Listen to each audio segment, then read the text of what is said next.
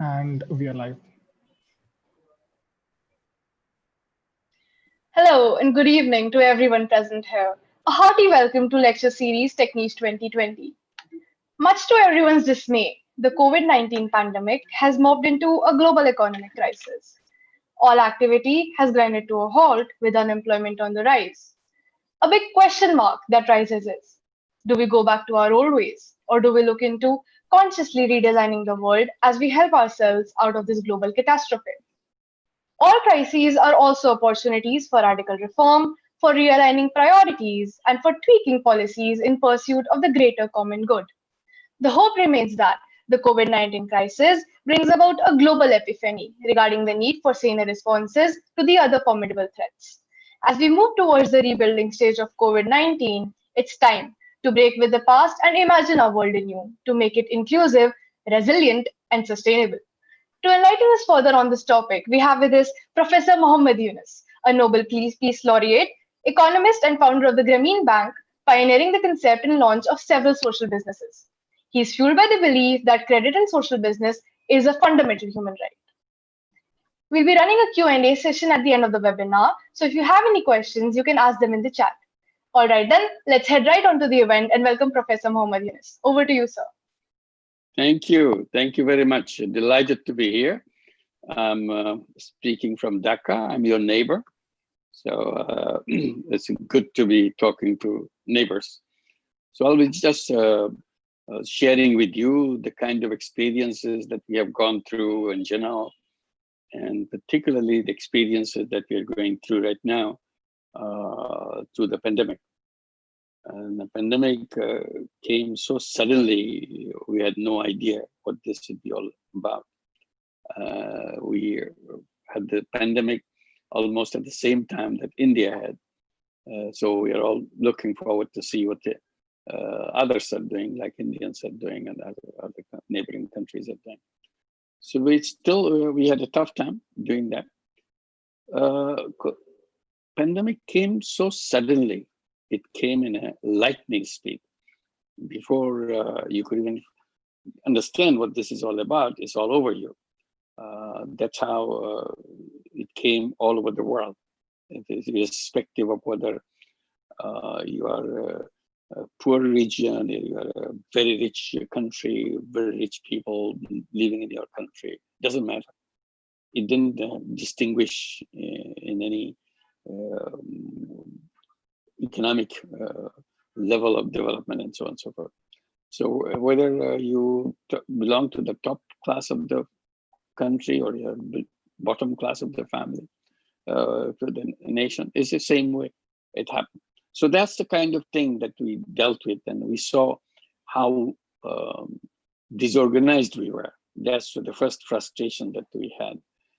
Disorganized in the way our public health system was not capable of addressing these issues as promptly as we expected. And then as it continued from February and March and down the line, now it's in September, we have learned a lot, but we are not prepared for many of the things that we had to face. So what pandemic has done has taught us lots of lessons. One is our unpreparedness of dealing with common enemy. We had no global institutions that we can support in a unified way. We had one global institution, WHO, World Health Organization.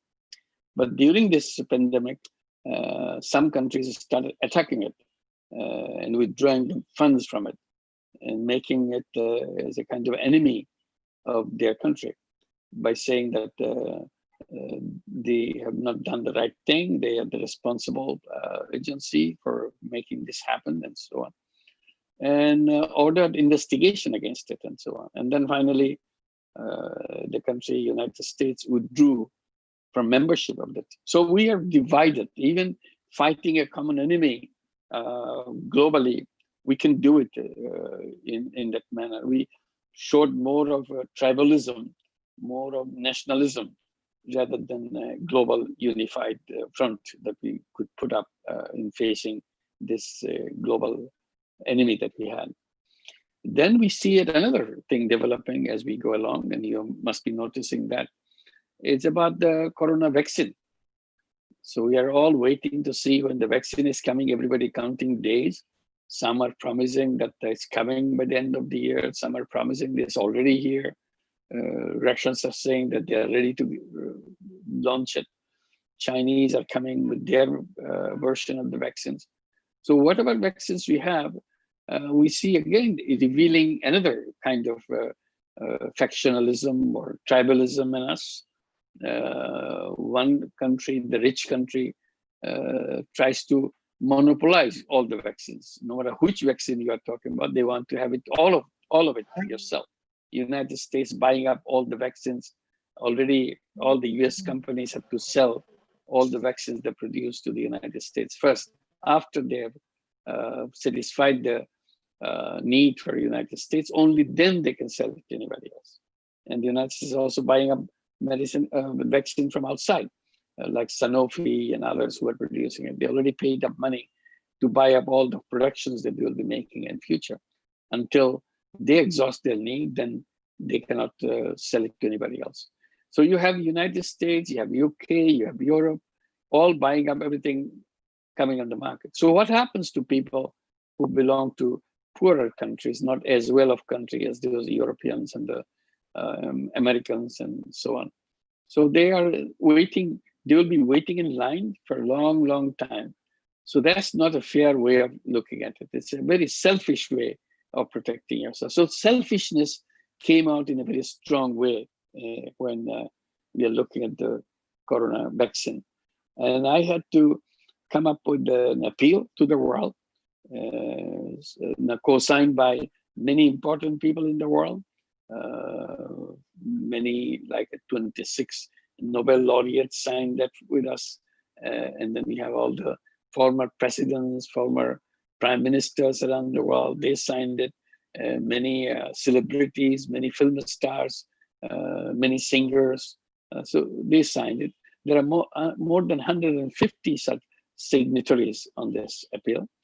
What we are trying to do in the appeal, appealing to the world support from everybody, from the common people, the politicians, from the policymakers, that vaccine should be made a common good, a global common good. A common good is something which is not owned by anybody. It's like sunshine. It's not owned by anybody. It's enjoyed by everybody, not owned by anybody. So that's the kind of thing vaccine should be. It should not be monopolized by companies, big companies. There are only half a dozen companies in the world who literally monopolize all the medicines and vaccines in the whole world. The others are smaller company working under them, in collaboration with them, under license from them, and so on. But all the titles, all the patents are owned by these half a dozen companies in the world. And the vaccines will be the same way. They will be owning this. And the interesting thing is, most of the vaccines are developed with the public money. Government paid a lot of money to the researchers, research institutions, to universities to develop those things. You'll notice that when you talk about vaccines, you're talking about Oxford, AstraZeneca, and so on.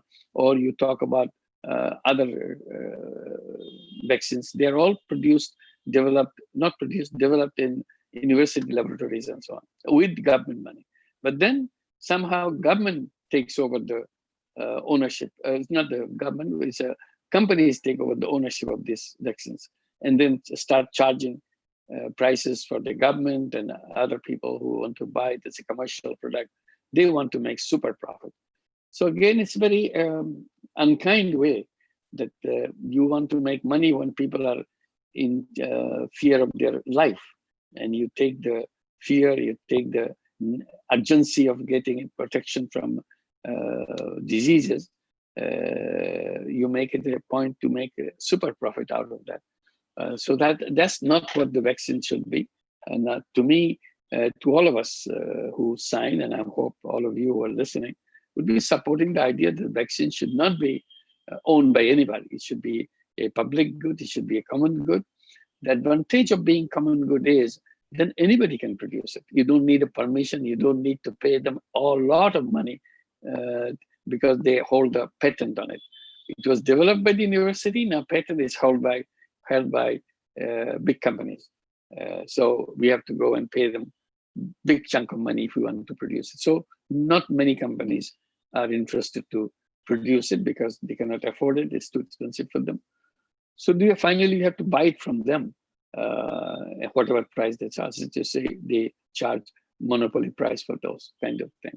So this is the scenario where, whereas we should be prepared to provide these vaccines to all people in the world. There should be 8 billion vaccines as soon as possible.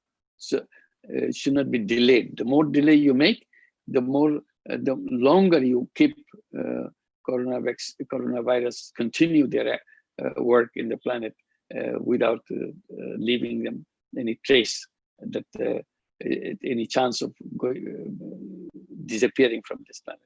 So that's where we said we should make it a common good. Anybody can produce it.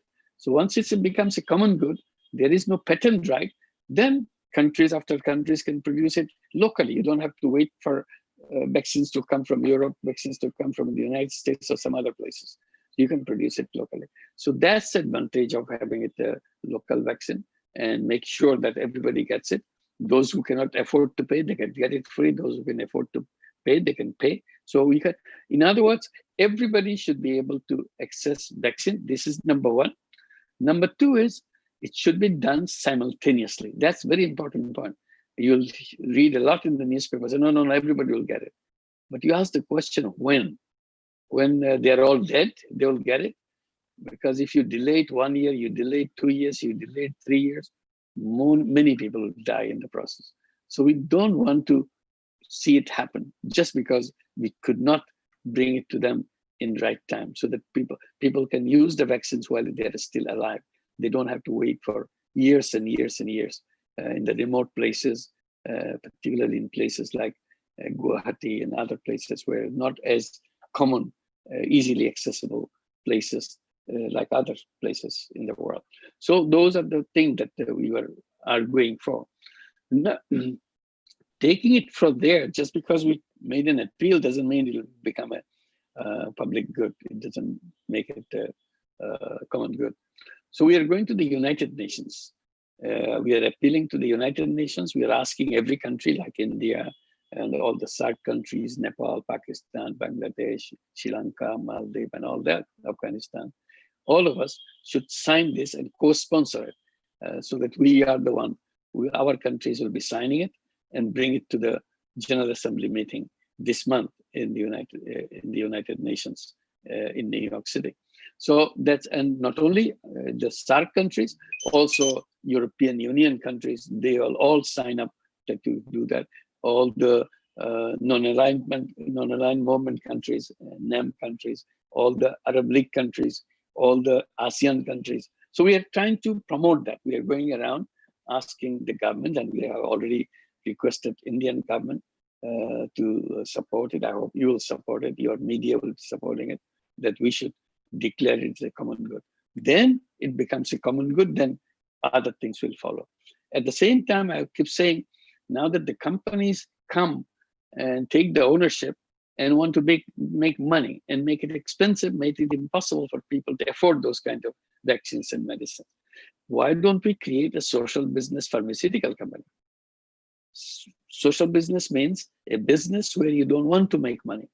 You see, conventional business is all about making money, maximization of profit. I'm sure you hear it, you read it in your classroom, and your teachers teach you that in business, the basic principle is maximization of profit. So you have to maximize profit. So that made the world very, very selfish.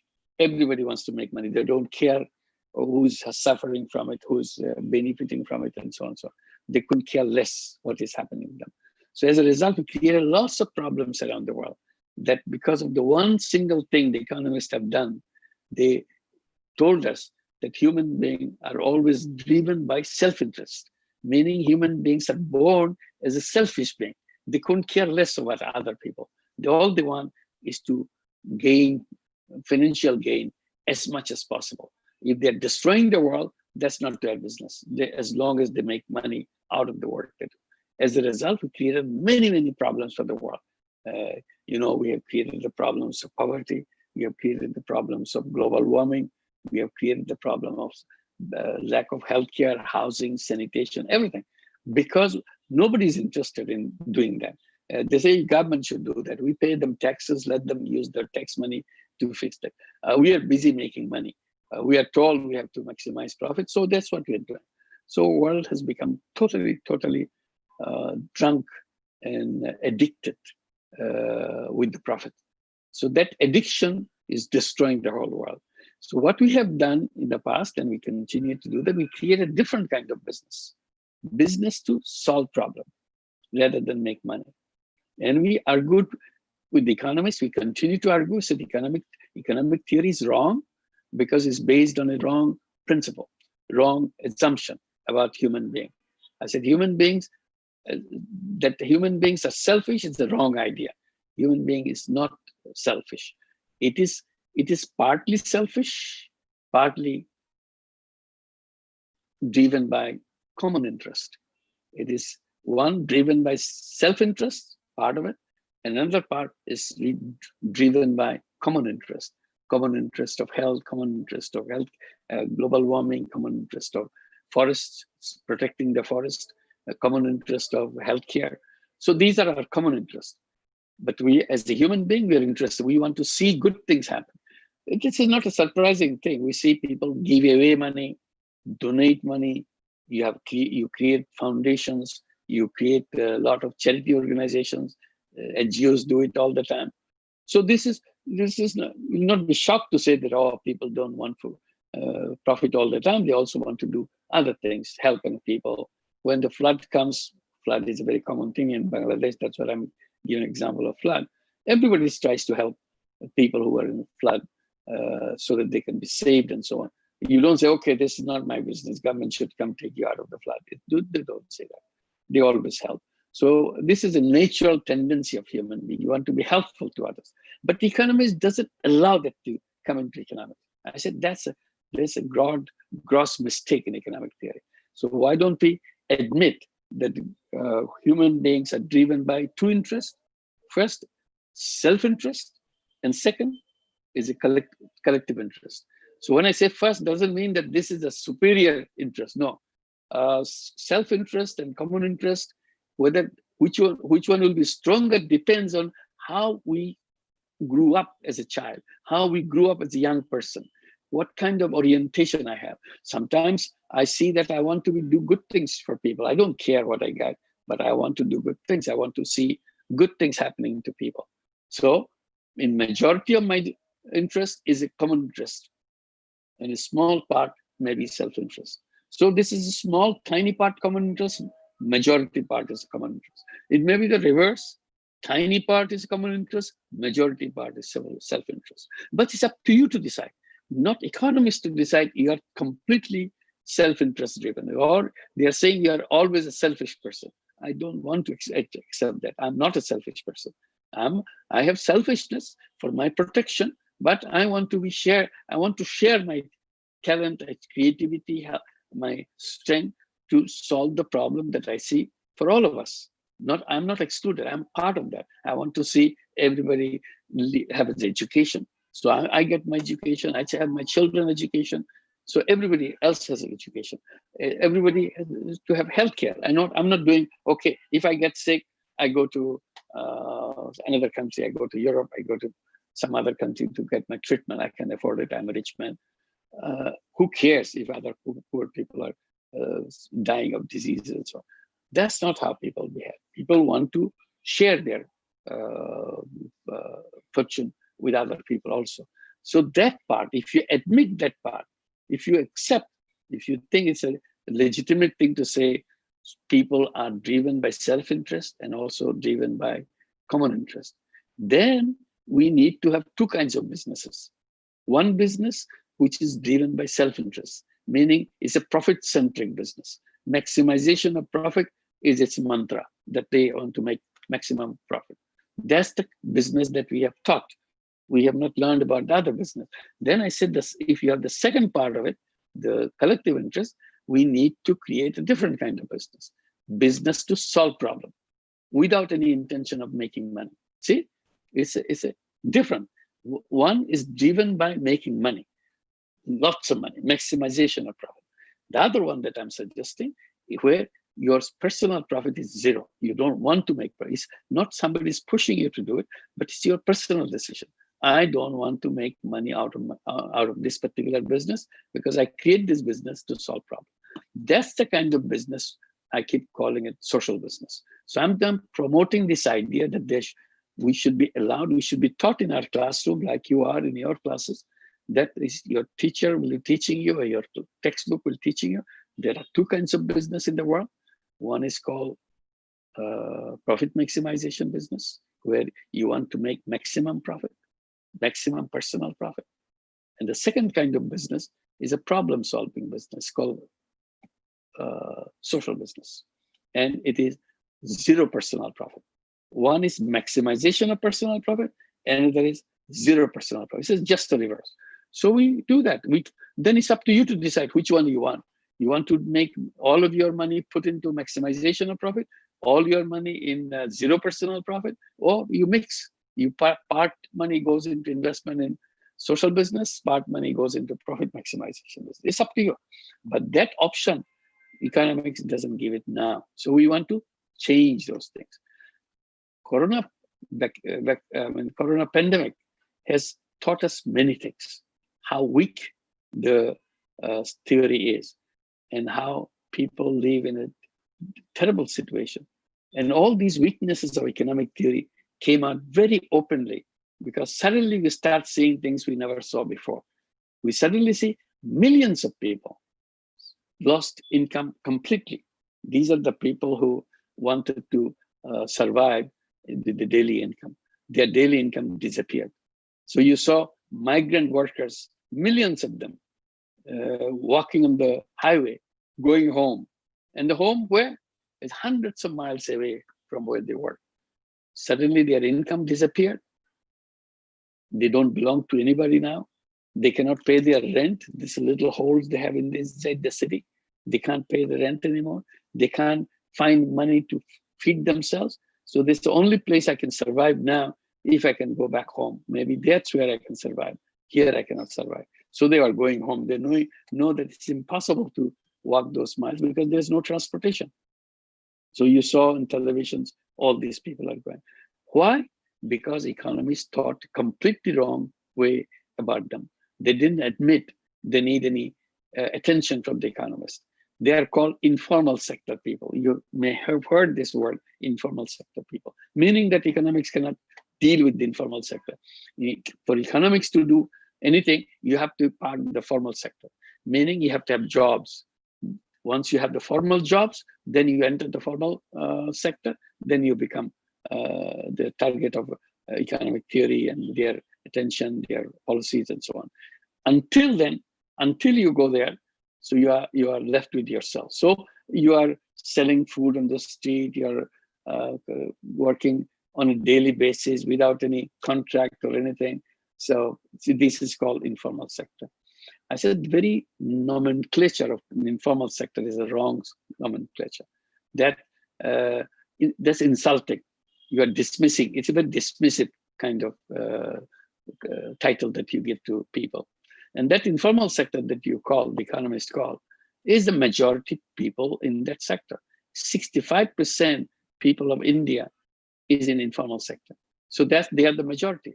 But you don't care about this majority people. And these are the people finally came onto the television screen, millions of them, trying to get to their destination, home, how to survive, and so on. So that's why they drew our attention. We knew that they exist. We even give a number, 65%, but you don't know how they live. They live by their own means. So I said, I'm telling the economists that you have to change the title of these people, informal sector. You have to call them what they are. They are the micro entrepreneurs, because they are on their own. They live by themselves.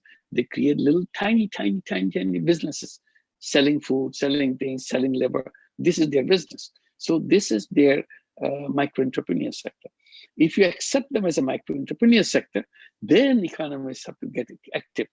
Then you have to create many facilities, many policies. One of the facilities that you have to build is the banking system.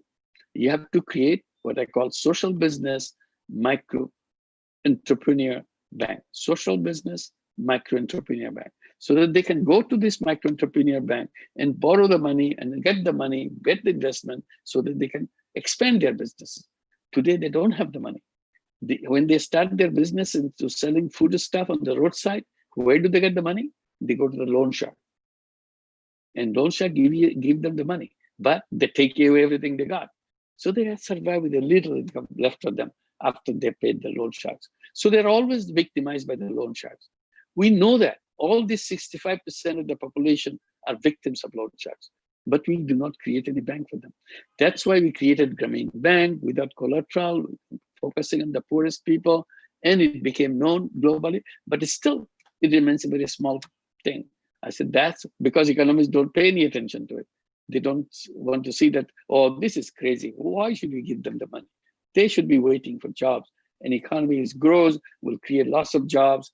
It's not coming in by this time I'll be dead before you create job for me. So why don't, in the meantime, I have to survive, my children have to survive. So we have to do that. So, and then I say, once you accept them as the informal, as the micro-entrepreneur sector, then you have to do many other things besides creating the bank. See, there's a Ministry of Labor. You heard that every government has a Ministry of Labor. Because they want attention. These are the formal labor. Formal labor has a Ministry of Labor. They worry about the labor. They give all the rights and privileges to the labor. They give contractual facilities for the labor, maintain many services for the labor. But they don't do anything for the informal sector or the micro-entrepreneur sector because this is outside economics, so they don't want. I said, now that you recognize them as a micro-entrepreneur sector, why don't you create a Ministry of Micro-Entrepreneurs? Because 65% of the people in there. So you have a responsibility to create a ministry and then pay attention.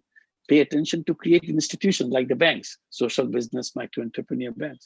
Then people can go there and start and create insurance companies for micro-entrepreneurs, healthcare for the micro-entrepreneurs, investment fund for the micro-entrepreneurs, chamber of commerce for the micro-entrepreneurs, and all these things, because they are entrepreneurs. They are the same entrepreneur as the multi-billion-dollar entrepreneur. They're the same class. One is at the top, another is at the bottom. The guy who is at the top, the big businesses, they are multi-billion-dollar entrepreneur. In the middle, you have the multi-million-dollar entrepreneur. At the bottom, the one that we are talking about, they are multi-hundred-dollar entrepreneur. That's all. But they're the same class. So help them to grow bigger and bigger so that they can move up. So these are the policies that we have to make.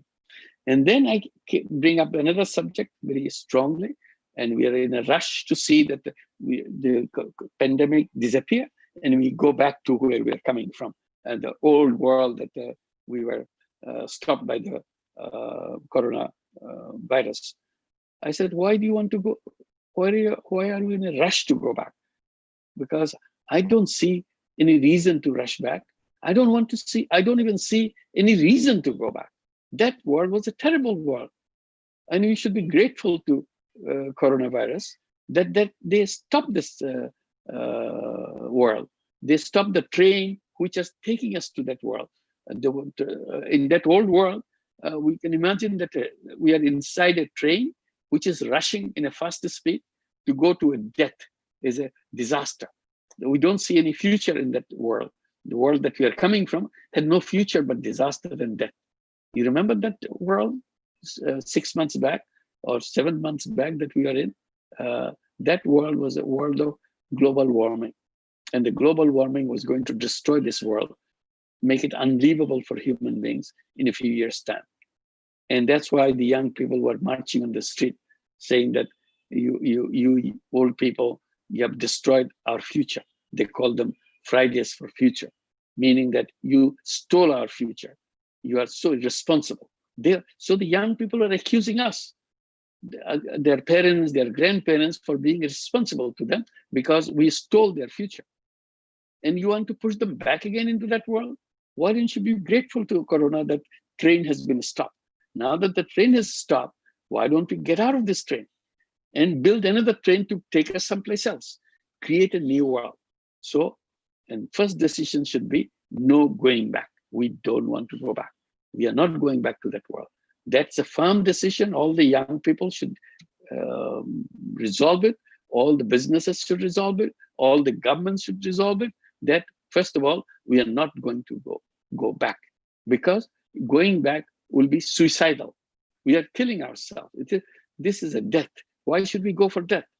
And we should move. Now that we have a chance, we go someplace else. So we should be grateful to a pandemic that it has given us a chance to move in a different direction.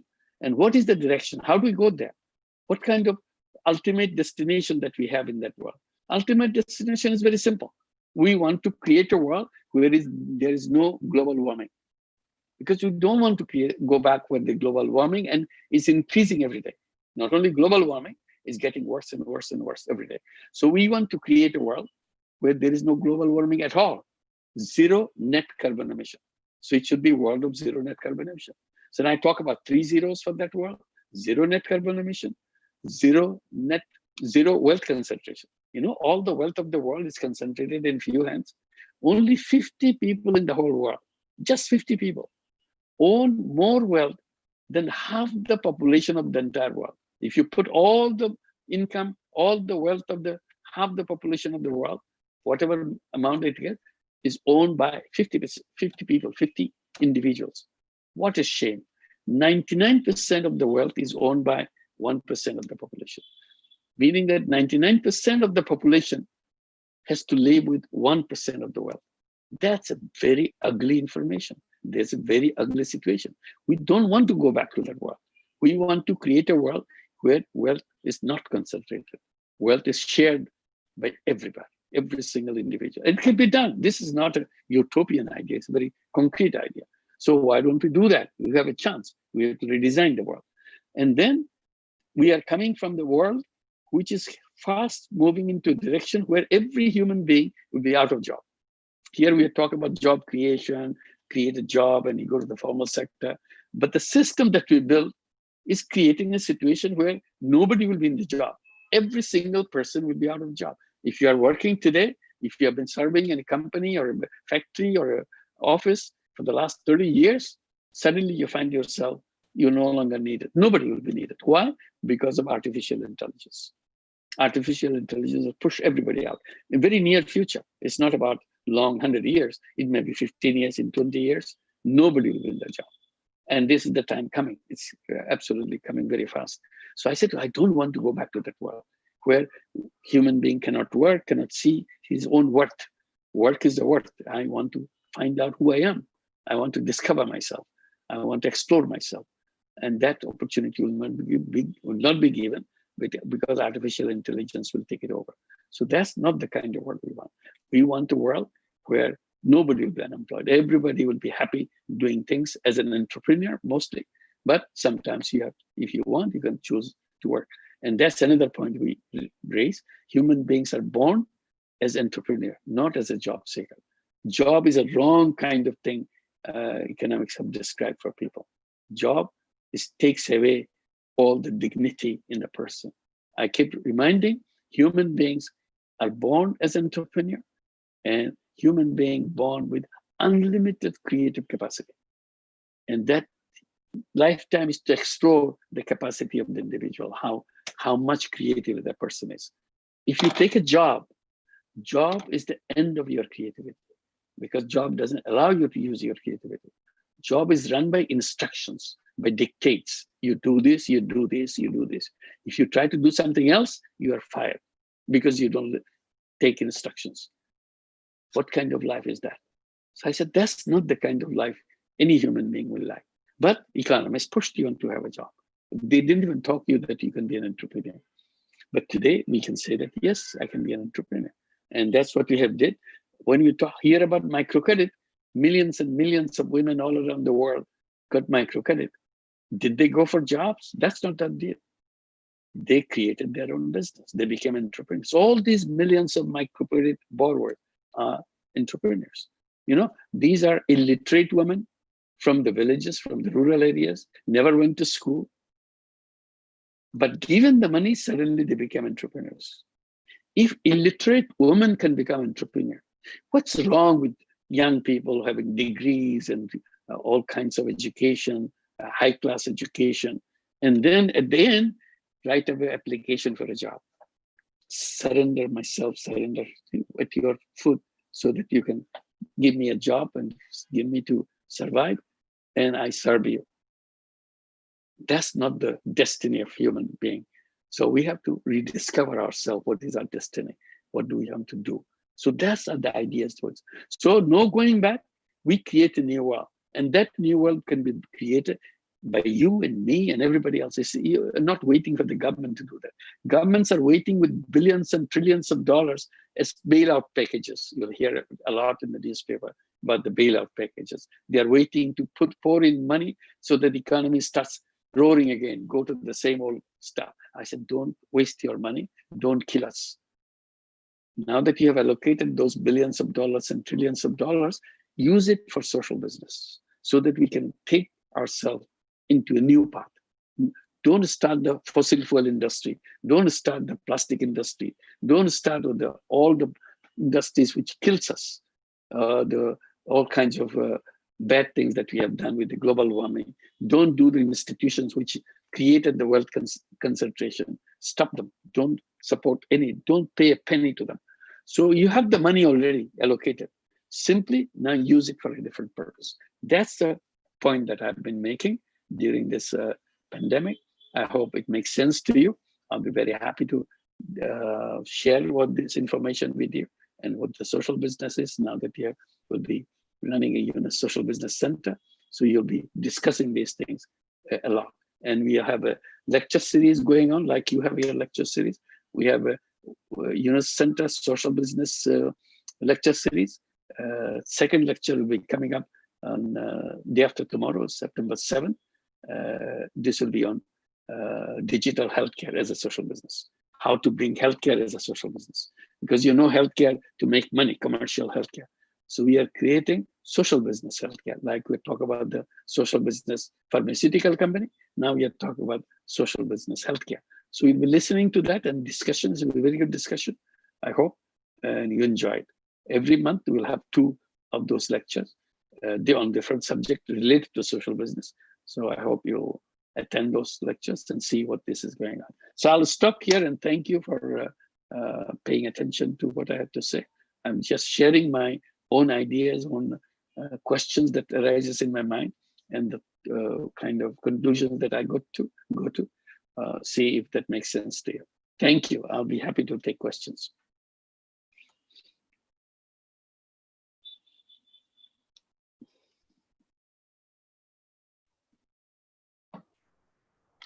That was a very insightful perspective towards reshaping the COVID world, post-COVID world. So That's right. thank you for the attention, everybody. Now we'll be answering Good. the questions that were taken in during the session. So Yes, go ahead. we have the first question by Archita, who asks, Sir, in the light of the increasing monopoly towards the vaccine, will we see a drastic change in how public health and healthcare will be treated by countries in the post-COVID era? First of all, I tried to explain a little bit that first victim or first revelation, not victim, revelation was the victim of the coronavirus was showing that how empty the public health was. Public health was in name. Public health spends a lot of money every year in the budget. They allocate lots of money. But when the time came, we saw how helpless, how inadequate that healthcare was. So we had to redesign the entire public health system, how to make sure that everybody, even the remotest place, had the excellent healthcare system. And many technologies are available now. And that's what we wanted to discuss about the digital healthcare, how you reach the unreachable areas, unreachable people who never had any healthcare. Their healthcare is run by the quacks, by illiterate so-called medical guy who treats you who knows nothing and destroys your health. So instead of being cared by them, we need professional people serving you and taking care of you. And it's possible, given the technology, given the social business ideas, it's possible. So healthcare is one big issue that we have to look around and address it. Healthcare is a problem not only in the countries in our region, it's a big problem. Even the richest country in the world, United States, you'll be surprised how terrible the healthcare system is in the United States. It's one of the big political issues in the United States, and always debated in the wrong way. People don't get the healthcare. Millions of people remain outside the healthcare. So that's a different story. What I'm saying, that this is one issue. Public healthcare has to be redesigned, making sure that it's not about buildings, it's about the service. So that service is available to people, doctors are available to people, nurses are available to people, pregnant women have service so that they can have safe delivery, their children can grow up in good health. And that's the purpose, addressing, protecting them from the spread of diseases and other things. Thank you. I hope that answers your question, Archita. So moving on to the next question, we have Anu Singh, who asks, how will this pandemic and the experience derived from it have effects on the sectoral employment pattern? Again, we are going back to the old world, sectoral employment on all these issues. I'm saying that we don't want to go back to the old slots. We have to create a new slot. So those are the new things that we have to create. And new thing will be related to what is our problem, how to make sure wealth is distributed evenly by all the people in the world, what kind of institutions we need, what kind of businesses we need. And then on top of it, what I said, it comes probably close to your question, is that the whole idea that the economy should be urban-centric economy is a wrong idea.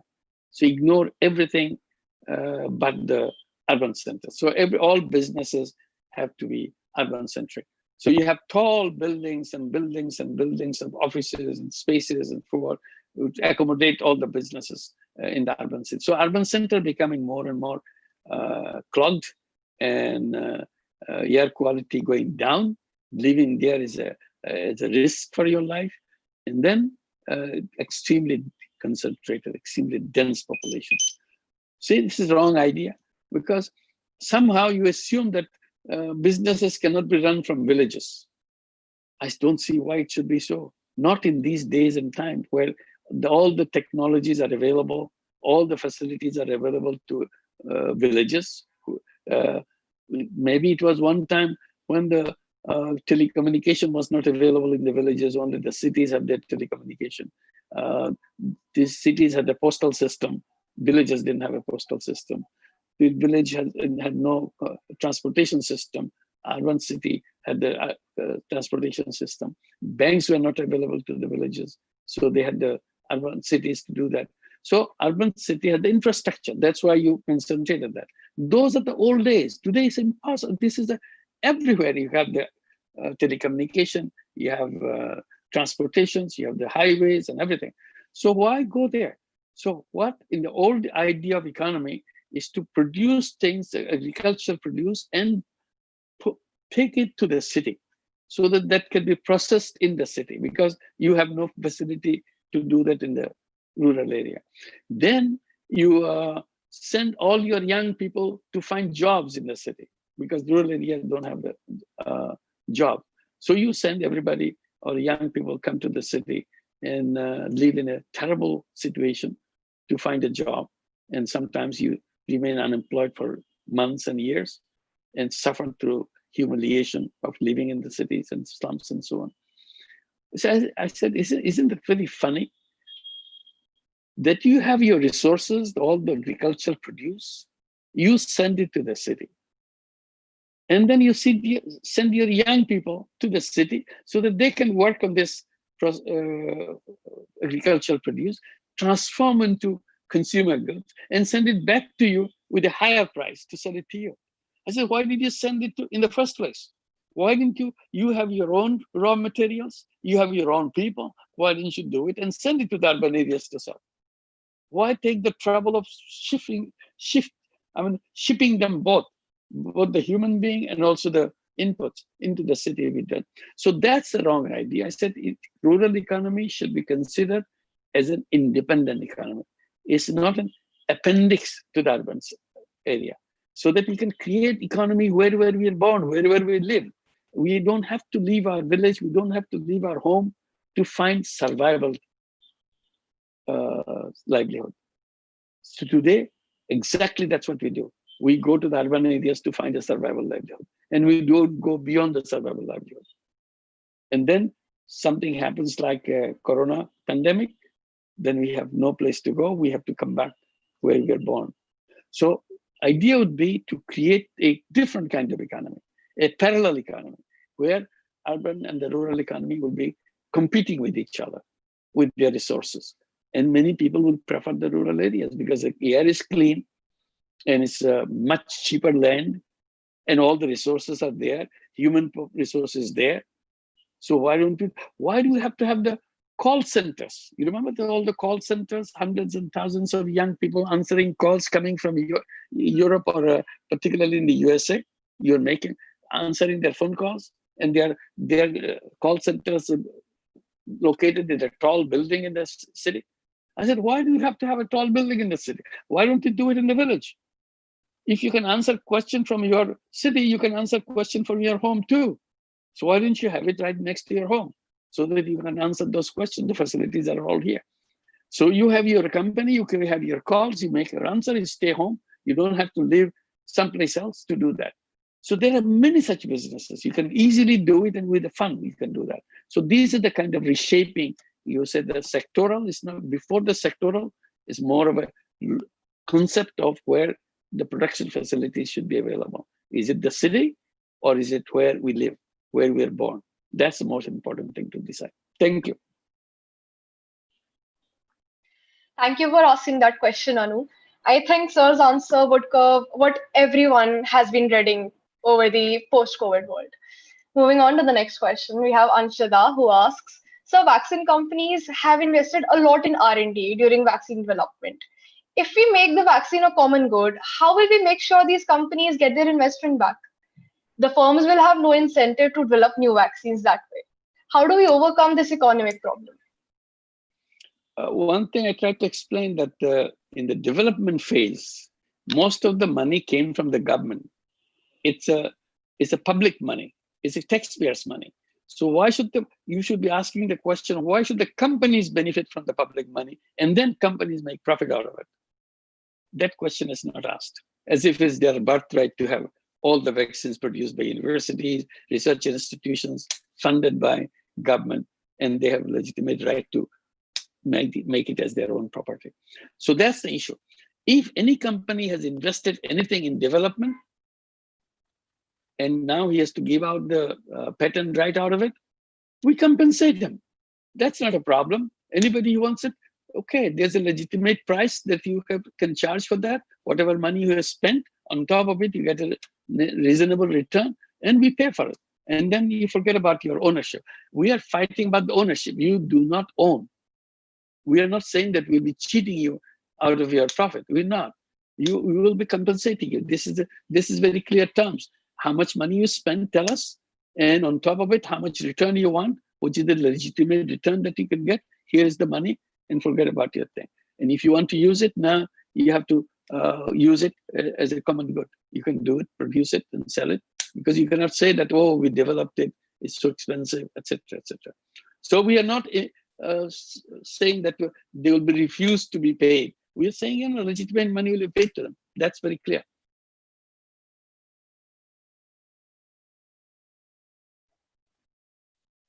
So on to the next question. Neha asks, what do you have to say to organizations who feel that working for the social good will only put their existence at stake, and thus they're trying to make all the profits they can to sustain till the end of COVID? Let me see if I got the question. They will be making profit at the end. What's it again? Could you repeat the question? she means to ask that what do you have to say to the organizations who feel that working for the social good will only put their existence at stake, and thus they're trying to make all the profits they can to sustain till the end of COVID? It's not the sustaining themselves. They are talking about the super profit. We are not against covering your cost and all that, and even a reasonable profit for the companies. It's the super profit which is the problem. First of all, when the polio vaccine came, Jonas Salk, who developed this vaccine, he announced that this vaccine will be a people's vaccine, meaning that it will not be owned by anybody, not him, even himself. Nobody will be owning this vaccine. So it will be a public good. Anybody can produce it. And still, polio vaccine is a public good. So this is not something that I'm asking raising a new issue. It's an old issue. All we are saying, we should continue with this culture. We should continue with this tradition. Vaccine should be made public good. That doesn't mean that if I spend money on my research and nobody's paying for that and I have to suffer that. No, you admire you have done the job and you did a good job. Tell us how much you spend. We give you your fair return for that expenditure and all the money that you spend on that. So that's not a problem. But after you have got paid, it's a free good for everybody, including yourself. It's free good. Now you can use this like everybody else. It should be done. So if polio vaccine can be done, any other vaccine should be done. It's not only on the corona vaccine. There are many other vaccines in the market. Everything in future also there'll be many vaccines. There should be a tradition that vaccine should be free good because human life depends on it. People should not make super profit out of human life. That's the question we are saying. So return is not an issue at all. Return for the work that you have done. Super profit, dealing with the crisis to take advantage of making profit out of it by creating a situation or taking advantage of a situation where your life is at risk. I said, you give me this money, otherwise I'm not pushing you the medicine. That would be terrible. That's not the kind of thing we would like to see in the world. We want to create businesses like a pharmaceutical business, how to create social business, pharmaceutical companies like that, so that these are done to cover the cost, not make profit out of it. Thank you for answering that question, sir. We have the last question by Shreyansh, who asks, how has the pandemic affected the Grameen banks and their functioning? Well, like everything else, Grameen Bank is also affected. But the Grameen Bank now is 42 years running. And as you know, you're our neighbor, so you know very well. Bangladesh has frequent floods. Floods get the disaster level of flood. Flood at national level flood, we have regional level of flood, we have local level of flood, we have flash flood, suddenly flood comes and destroys everything. So it's a routine thing, it's nothing new. So we have floods when even in Dhaka city, on the streets of Dhaka city, we'll have boats, engine boats running in the city of Dhaka because everything is underwater in the city of Dhaka. This was 1989 and 1988 and 89, both years, we had the same situation. So the bulk of this country was underwater that year. It was the worst flood in the century. So you can see that. And Grameen Bank was everywhere by that time. And then every year, still now we have a flood. Right now you're talking about the corona as a kind of thing killing people or threatening people's life. Simultaneously there's a flood going on in Bangladesh. Many people lost their homes as usual. So local floods destroy local homes and so on. When floods come, see, our flood is something very easy flood when it comes into your house. It doesn't go beyond that. Then it's easy. Nobody cares. People have fun with the flood because it doesn't disrupt much. But when the flood water goes over your bed, then you get very concerned. How do you cook? Where do you cook? What do you do? Then flood water goes over your roof. That's the worst flood that you can get. in those kind of floods, when it goes over your bed, when it goes over your roof, you lose your home, you lose your animals, you lose your possessions, everything. But with the support from Grameen Bank, they come back with, these are the poorest people. They come back again. They start life all over again after they lost everything.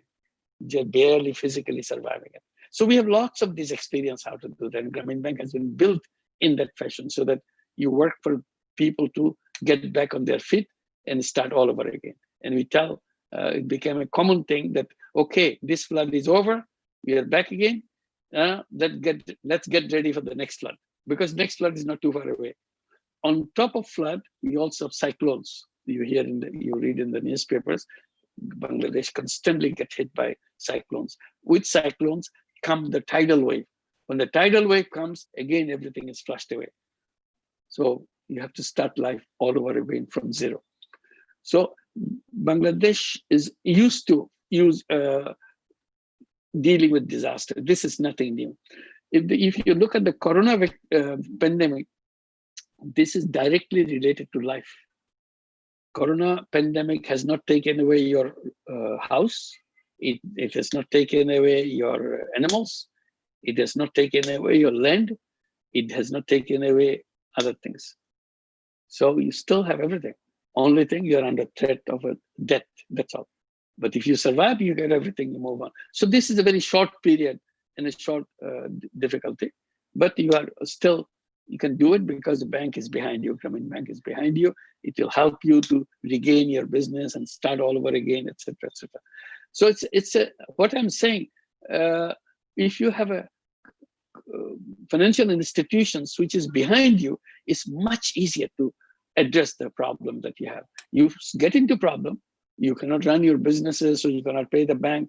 So the bank says, okay, we wait, don't worry, if you need fresh money, we'll give you fresh money, so that you start all over again. So that's the way Grameen Bank behaves. So you have to remember that the people have a fantastic amount of survival skill, but we need institutions to build, let them use their survival skill in best possible way. They don't get stuck because little money is not available. So they can't build the house, can't start all of life all over again, can't buy the seed, can't buy the fertilizer or whatever you need for agriculture or whatever you need for your inputs for your work. So you start all over again. So that starting up, it doesn't mean it's a charity. It's only a long-term loan. We give you a long-term loan. In future, finally, we settle all the accounts that you have. So this is how it is. Yes, it is a shock to people to losing their businesses and so on, but they know that we will start all over again. That's why we do it. That's how we do it. Thank you very much. Thank you for empowering us with Grameen Bank, sir. That will be the end of the Q&A session, everybody. So is there anything else that you would like to mention? You're asking me? Is there anything else that you would like to mention? Okay. I would like to extend our gratitude towards you, sir, for enriching us with presence and knowledge. I would also like to thank everybody for participating in today's webinar. We hope to see you again tomorrow. Thank you. And